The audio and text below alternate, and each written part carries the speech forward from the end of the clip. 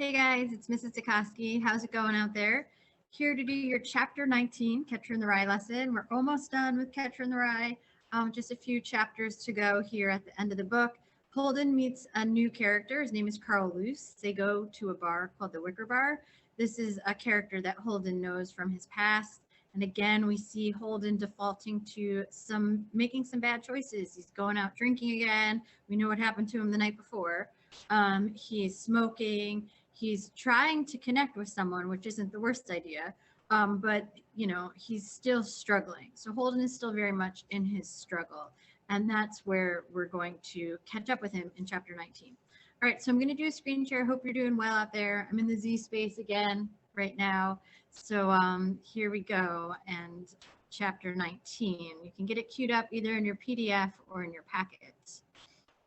So for chapter 19, just for your Be Now, I thought it'd be fun to talk a little bit about music. I know music kind of gets us all through at different times of the day, and it helps us if you feel different things and get through the different activities that we need to get through.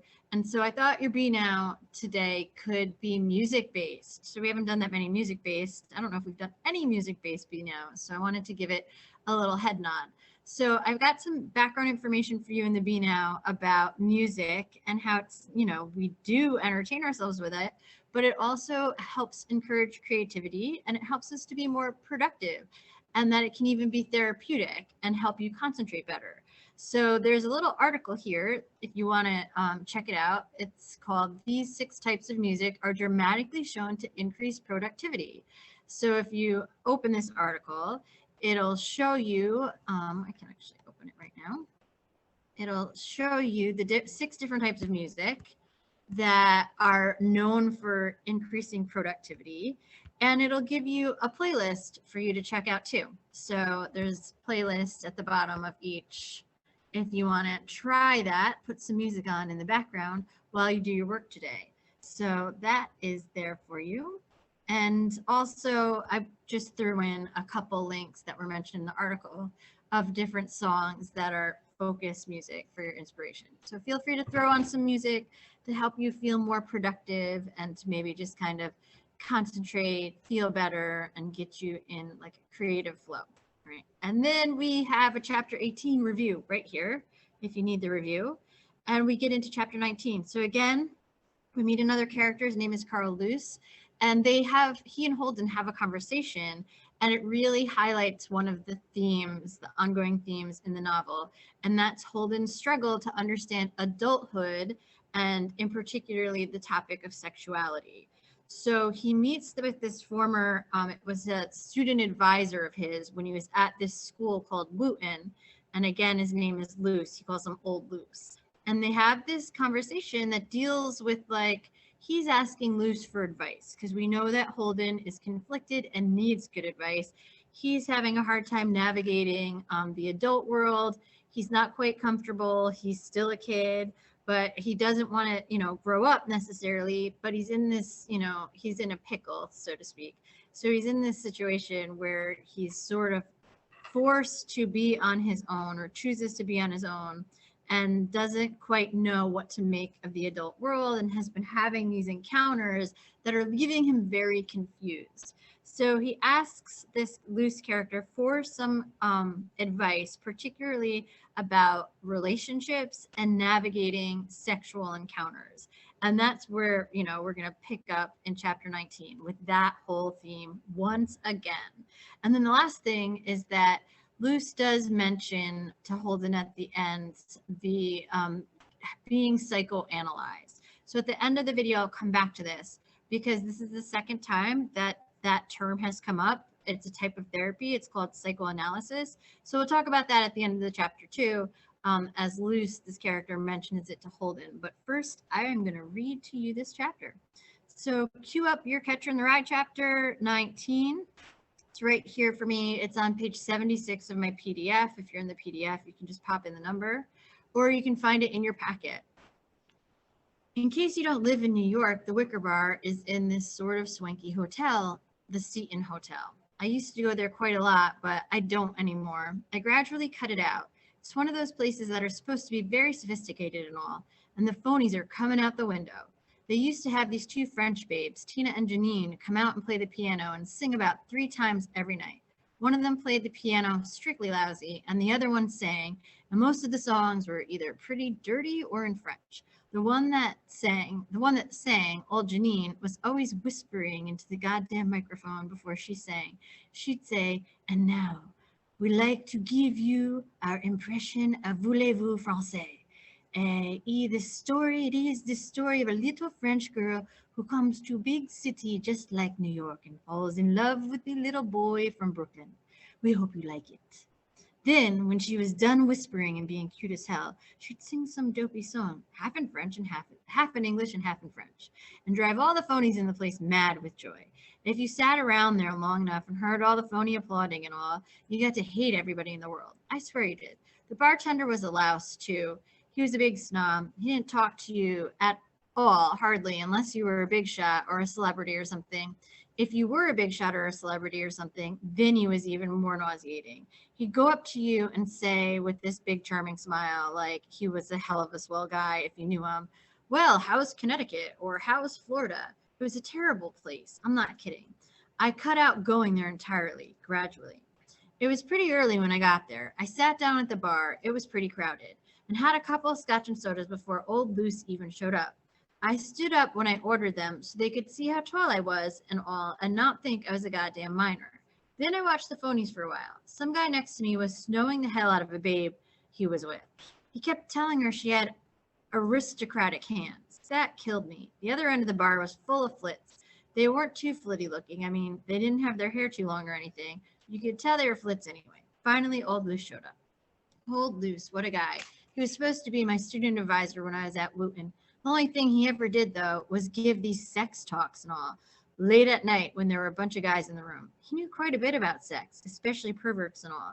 He was always telling us about a lot of creepy guys that go around having affairs with sheep, and guys that go around with girls' pants sewed in the lining of their hats and all. Flits and lesbians. Old Luce knew every flit and lesbian in the United States. All you had to do was mention somebody, anybody, and old Luce tell you if he was a flit or not. Sometimes it was hard to believe. The people he said were flits and lesbians and all, movie actors and like that. Some of the ones he said were flits were even married, for God's sakes. You'd keep saying to him, "You mean Joe Blow's a flit? Joe Blow, that big tough guy that plays gangsters and cowboys all the time?" Old Luce say, "Certainly." He was always saying certainly. He said it didn't matter if a guy was married or not. He said half the married guys in the world were flits and didn't even know it. He said you could turn into one practically overnight if you had all the traits and all. He used to scare the hell out of us. I kept waiting to turn into a flit or something. The funny thing about old Luce, I used to think he was sort of flitty himself, in a way. He was always saying, "Try this for size," and then he'd goose the hell out of you while you were going down the corridor. And whenever he went to the can, he always left the goddamn door open and talked to you while you were brushing your teeth or something. That stuff's sort of flitty. It really is. I've known quite a few flits at school and all, and they're always doing stuff like that. And that's why I always had my doubts about old Luce. He's a pretty intelligent guy, though. He really was. He never said hello or anything when he met you. The first thing he said when he sat down was that he could only stay a couple of minutes. He said he had a date, then he ordered a dry martini. He told the bartender to make it very dry and no olive. "Hey, I got a flit for you," I told him. "At the end of the bar. Don't look now. I've been saving them for you." "Very funny," he said. "Same old Caulfield. When are you going to grow up?" I bored him a lot. I really did. He amused me, though. He was one of those guys that sort of amuses me a lot. "How's your sex life?" I asked him. He hated you to ask him stuff like that. "Relax," he said. "Just sit back and relax, for Christ's sakes." "I'm relaxed," I said. "How's Columbia? You like it?" "Certainly I like it. If I didn't like it, I wouldn't have gone there," he said. He could be pretty boring himself sometimes. "What are you majoring in?" I asked him. "Perverts." I was only horsing around. "What are you, trying to be funny?" "No, I'm only kidding," I said. "Listen. Hey, Luce, you're one of these intellectual guys. I need your advice. I'm in a terrific..." He let out this big groan on me. "Listen, Caulfield, if you want to sit here and have a quiet, peaceful drink and quiet, peaceful conver..." All right, I said. "Relax." You could tell he didn't feel like discussing anything serious with me. That's the trouble with these intellectual guys. They never want to discuss anything serious unless they feel like it. So all I did was I started discussing topics in general with him. No kidding. "How's your sex life?" I asked him.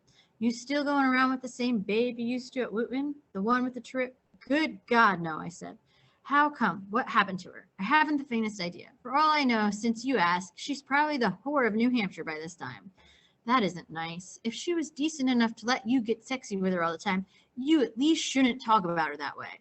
Oh, God, old Luce said. Is this going to be a typical Holden Caulfield conversation? I want to know right now. No, I said. But it isn't nice anyway. If she was decent and nice enough to let you, must we pursue this horrible trend of thought? I didn't say anything. I was sort of afraid he'd get up and leave on me if I didn't shut up. So all I did was I ordered another drink. I felt like getting stinking drunk.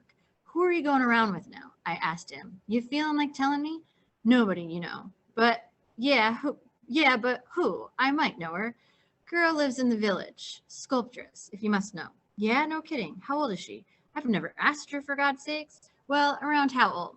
I should imagine she's in her late 30s. Oh, old Luce said.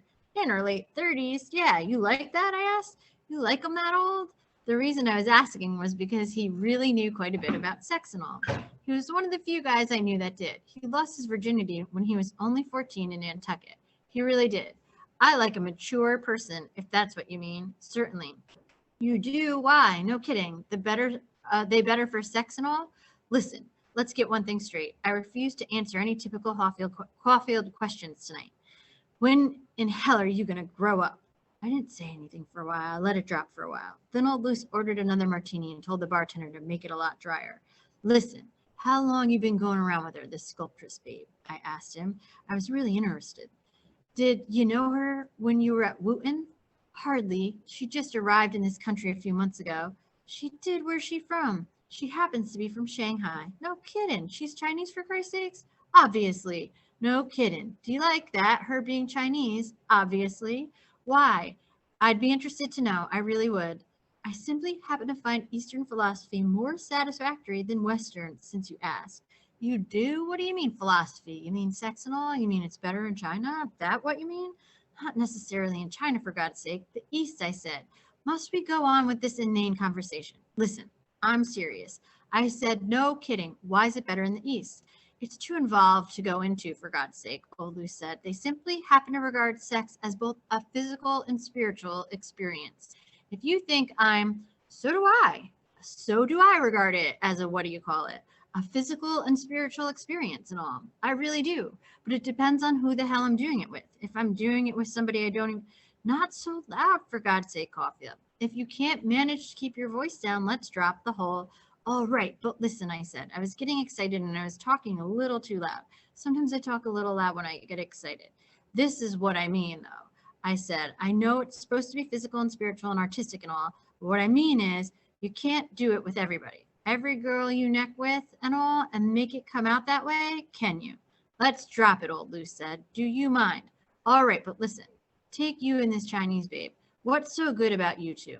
Drop it, I said. I was getting a little too personal. I realized that. But that was one of the annoying things about Luce. When we were at Whooton, he'd make you describe the most personal stuff that happened to you. But if you started asking him questions about himself, he got sore. These intellectual guys don't like to have an intellectual conversation with you unless they're running the whole thing.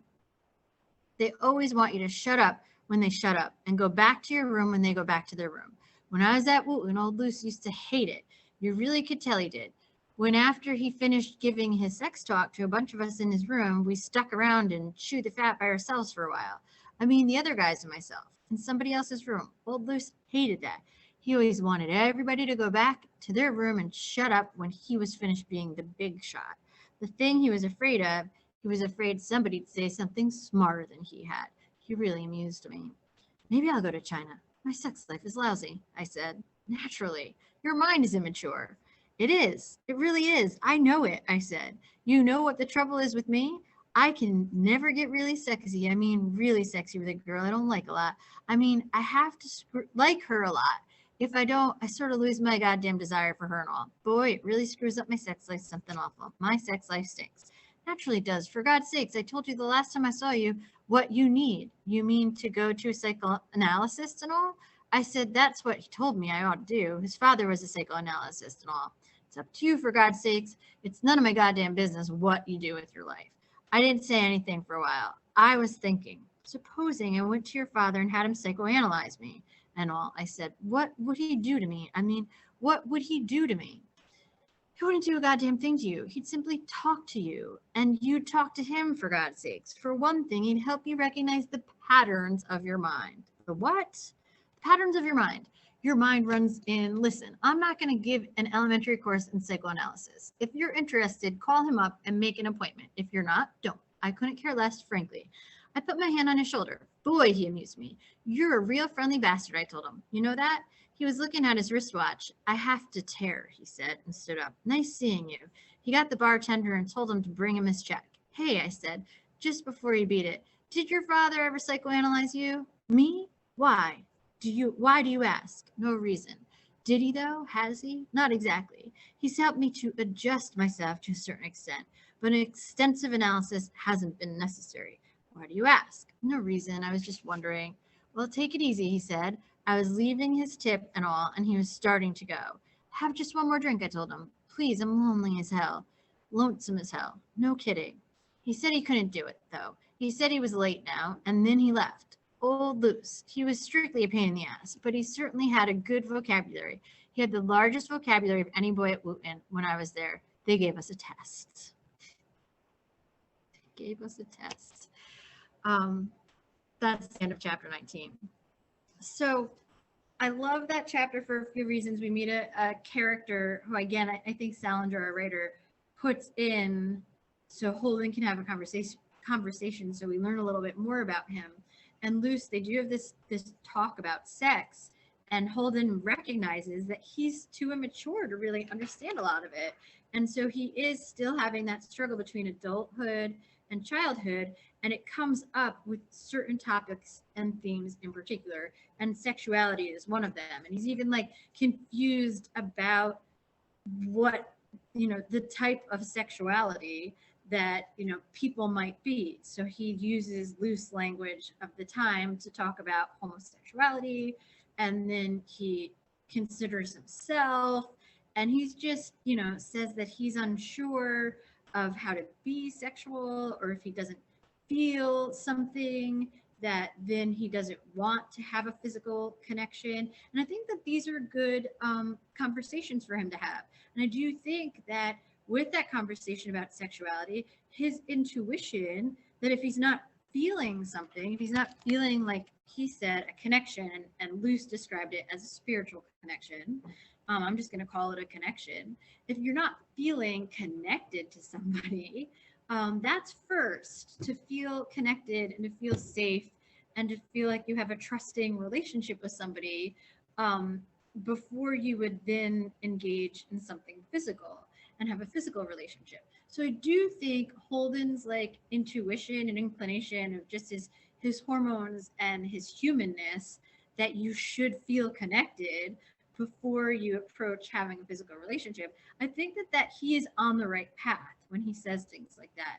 But he says it's still confusing. He's still confused by it, and it is confusing. So he's not the only one in the history of time to be confused by what it feels like to have a connection, and if that connection is something that would lead to something physical, and all of that which plays into our human sexuality. This is like part of our human nature.